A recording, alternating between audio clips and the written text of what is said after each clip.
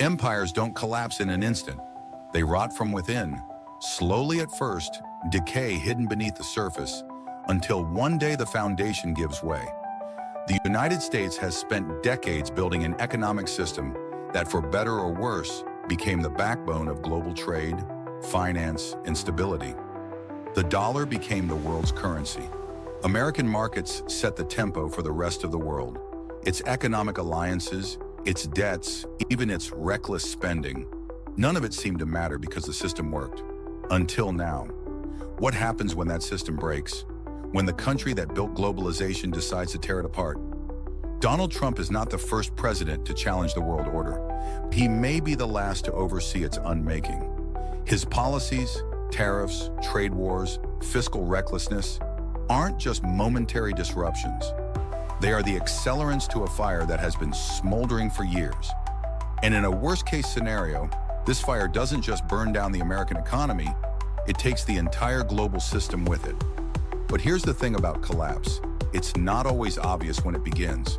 Sometimes it starts with something as simple as a broken alliance, a tariff, a bond sell-off, a quiet moment in history that, in hindsight, will look like the turning point. And we may already be there. Welcome to our channel, where we break down the forces driving our global economy, from the history of major companies to today's shifting trends. We're here to make complex topics clear and relevant.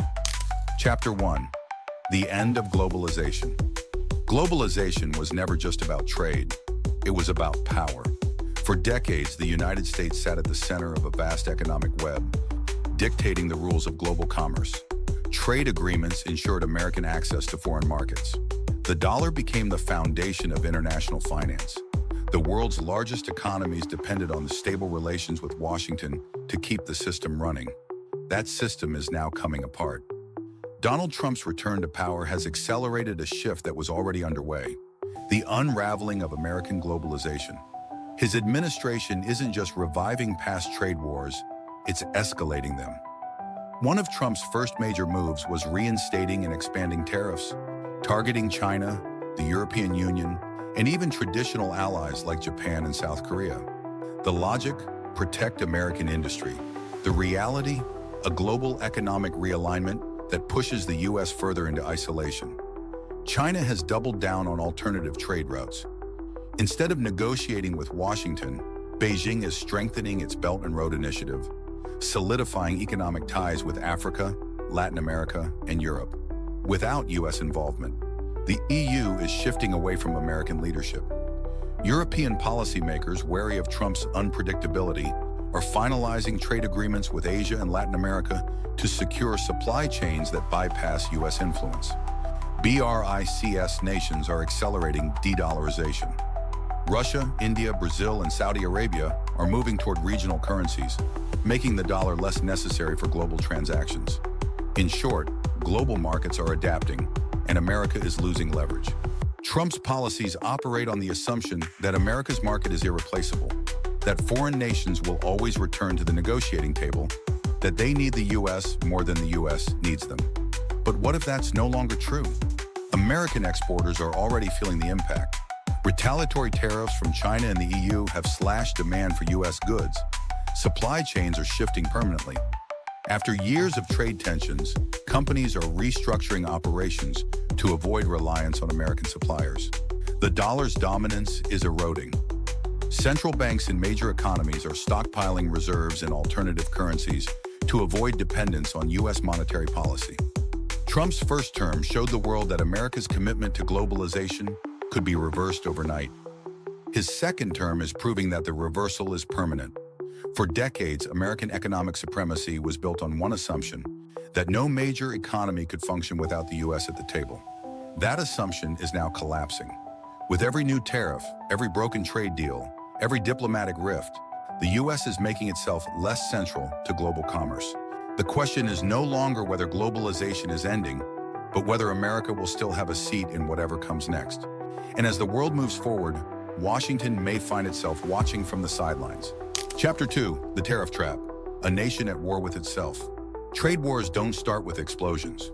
They start with paperwork, tariffs, retaliations, economic walls rising between nations. And right now, the United States is building those walls higher than ever. Donald Trump's return to power has reignited his trade war strategy. But this time, he's going further.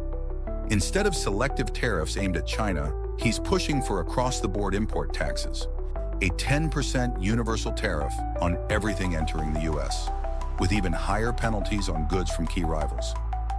The goal? To force American companies to bring jobs back home. The reality? A self-inflicted economic war that punishes the very industries it claims to protect. On paper, tariffs are supposed to make foreign goods more expensive, giving U.S. companies an edge. But in practice, modern economies don't work that way. Everything is interconnected. Manufacturers rely on global supply chains. The raw materials, components, and electronics that power American factories don't come from thin air. They're imported. Now those costs are skyrocketing. Consumers bear the brunt. A 10% import tax doesn't just hurt businesses. It drives up prices on everything from cars to groceries to medicine. Inflation that was once cooling is now surging again. Farmers are facing the consequences. After years of trade tensions, key buyers like China have shifted their agricultural imports elsewhere. U.S. soybean exports never fully recovered from Trump's first trade war. A second one? It could be the breaking point. This isn't a theory, it's happening right now. Auto manufacturers are warning that rising steel and aluminum costs will force them to cut jobs. Retailers are preparing for price hikes that could hit consumers by the next holiday season. And foreign trade partners? They aren't waiting to see what happens. Trade wars don't happen in a vacuum. Other countries fight back. China has reimposed tariffs on U.S. agricultural products, further cutting off American farmers from their biggest market. The European Union is targeting U.S. industries that depend on exports, including aviation and tech. Japan and South Korea are forging stronger trade agreements with the EU and China, creating economic ties that reduce their reliance on the U.S. And here's the dangerous part. This isn't just tit-for-tat retaliation. It's a long-term shift away from American trade dominance. The last time Trump launched a tariff war, he eventually bailed out American farmers with billions in government aid. But now the situation is different. The U.S. national debt is higher than ever. Interest rates are climbing, and Washington is running out of fiscal room to cushion the damage. This time, there may be no bailout big enough to undo the damage. Corporate layoffs are already being announced as industries face higher costs. U.S. exports are shrinking as trading partners shift to other suppliers. Inflation is being reignited as import prices surge across essential goods. Trump's economic nationalism frames tariffs as a weapon to bring back American jobs. But in a world of deeply interconnected economies, protectionism doesn't just punish foreign competitors. It cripples domestic industries too. And here's the worst part. The world has options. If American goods become too expensive, buyers will go elsewhere. If American companies can't compete globally, they will shrink or move overseas. And once those shifts happen, they don't reverse overnight. They become permanent. History has already taught us this lesson. The Smoot-Hawley Tariff Act of 1930 was designed to protect American industries. Instead, it triggered a global trade collapse and deepened the Great Depression. We're watching history repeat itself, and this time, the world may not be waiting for America to recover. Chapter 3. The Debt Spiral, America's Point of No Return. For years, America's debt was treated like an abstract problem, something economists debated, something politicians ignored. Now it's a ticking time bomb. And under Donald Trump's second administration, that bomb is counting down faster than ever. Tax cuts will be expanded, benefiting the ultra-rich. Tariffs are reducing government revenue instead of increasing it. And all of this is happening while the U.S. is already drowning in debt. When Trump left office in 2021, the national debt had jumped by $7.8 trillion, the largest increase in history. Today, the U.S. debt has passed 120% of GDP, a point where most economies enter a danger zone. That means America now owes more than it produces in an entire year. The government is paying over $1 billion per day in interest alone. And with interest rates high, that cost is only growing. The more the U.S. borrows, the more it must pay to keep borrowing. It's a cycle that feeds itself. Trump has made it clear he wants more tax cuts. But with debt already at historic highs, slashing revenue will only widen the deficit. He wants massive infrastructure projects. Where will the funding come from? More borrowing. He's considering tariffs as a revenue source. But tariffs shrink the economy, meaning the government ultimately collects less. The problem isn't just the numbers, it's the lack of a plan. Trump isn't cutting spending. He isn't reducing deficits. He's doubling down on the same policies that sent debt skyrocketing in his first term. Only now the U.S. has far less room to maneuver. For decades, the U.S. has run massive deficits without immediate consequences because the world was willing to keep lending. But that trust is eroding.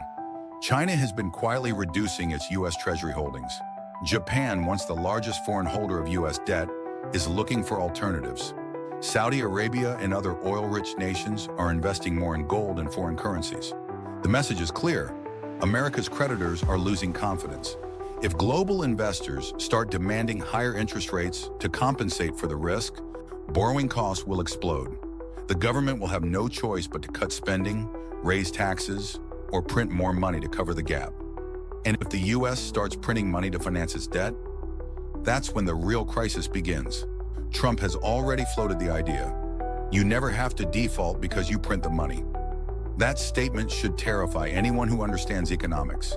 Printing money to cover debt doesn't solve the problem. It destroys confidence in the currency. And once that confidence is gone, there's no getting it back. The result? The dollar weakens. Imported goods become unaffordable. Inflation spirals out of control.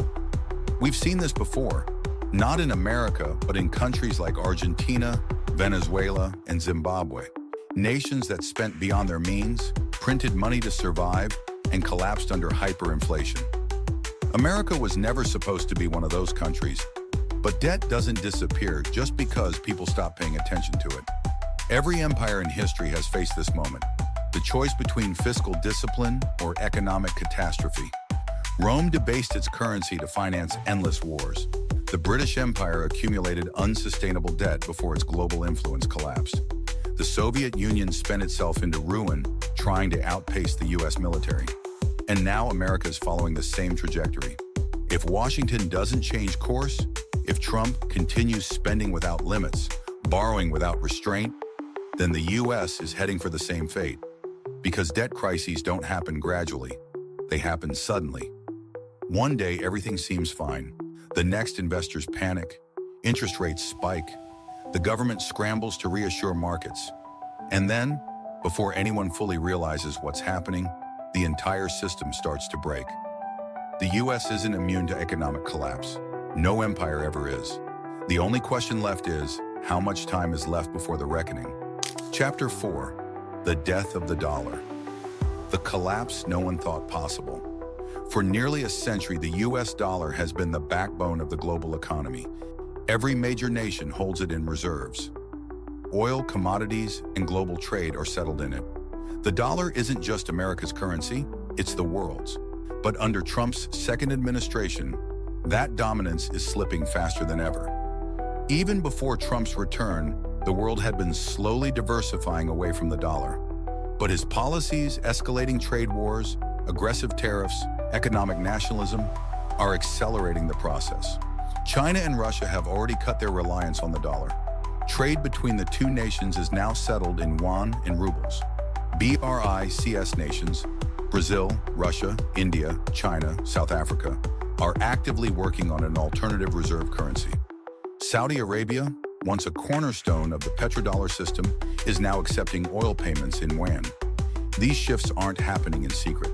They are public, deliberate, and growing. The strength of the U.S. dollar is based on one thing: trust. The world trusts that America will pay its debts, keep inflation under control, and remain a stable economic leader. But Trump's policies are undermining that trust. Massive deficit spending is raising fears about the U.S. government's ability to manage its finances. Tariffs and trade wars are making global markets less reliant on the dollar. A politically weakened Federal Reserve is facing pressure to print more money, risking inflation and instability. If major economies begin dumping U.S. treasuries, demand for the dollar will drop. If central banks reduce their dollar reserves, America's ability to finance its deficits will weaken. And if the world finds an alternative, the dollar's reserve currency status could be lost forever. What happens when the dollar collapses? If the dollar loses its global dominance, the U.S. will face an economic disaster unlike anything in its history. Imported goods will skyrocket in price. The U.S. relies on cheap foreign imports, but a weaker dollar means everything costs more. Debt payments will spiral. Without global demand for treasuries, the U.S. government will have to pay higher interest rates just to borrow money. Financial markets will panic. The stock market, housing market, and bond market all depend on a stable dollar. If that stability vanishes, so does confidence in the entire system. The point of no return. Losing the dollar's reserve status isn't just a financial crisis, it's the end of an era. For decades, America has been able to print money without immediate consequences because the world needed dollars. If that changes, the U.S. will have no easy way out. The last time a global reserve currency collapsed, it was the British pound after World War II. The British Empire never recovered. If the dollar falls, the same fate awaits the United States. This isn't speculation, it's history repeating itself. Every empire believed it was untouchable until it wasn't. Rome, the British Empire, the Soviet Union. They all collapsed, not in a single moment, but through years of economic mismanagement, political instability, and a failure to adapt. America's at that crossroads now. The difference is that this collapse won't happen in centuries. It could happen within a single presidential term. A path of discipline, cooperation, and responsible policy could slow the decline. A path of isolation, debt-fueled spending, and reckless tariffs will accelerate it. The people who will suffer the most, not the policymakers, not the billionaires. It will be ordinary Americans, the ones whose savings are wiped out, the ones paying $10 for a loaf of bread, the ones watching their retirements vanish, the ones who never saw it coming, but now you do. If you want to stay ahead of what happens next, subscribe to our channel because in the coming years, knowing what's happening won't just be interesting, it will be essential.